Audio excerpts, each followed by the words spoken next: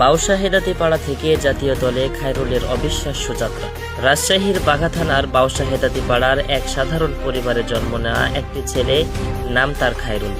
দরিদ্র মধ্যবিত্ত পরিবারের সন্তান, সংসারে ছিল অভাব, কিন্তু স্বপ্নে ছিল না কোনো সীমাবদ্ধতা। ছোটবেলা থেকেই তার চোখে ছিল একটাই স্বপ্ন, ক্রিকেটার হওয়া। যখন সমবয়সী ছেলেরা স্কুল শেষে মোবাইলে ফ্রি ফায়ার আর পাবজি খেলায় ব্যস্ত, তখন খায়রুলকে খুঁজে পাওয়া যেত ধুলো মাখা মাঠে।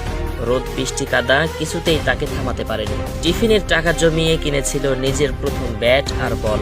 হয়তো সেই ব্যাটটা ছিল সস্তা, হয়তো বলটা ছিল টেপ দিয়ে মোড়ানো, কিন্তু তার স্বপ্ন ছিল আন্তর্জাতিক মানের। এলাকার অনেকেই তাকে নিয়ে হাসাহাসি করত, বলতো, ক্রিকেট খেলে কি হবে, তুই কি সাকিব আল হাসান হবি? কিন্তু খায়রুল চুপ থাকতো, কারণ সে জানতো স্বপ্ন যারা দেখে উপহাস তাদের নিত্য সঙ্গী। দিন যায় মাস যায়, তার খেলা দেখে ধীরে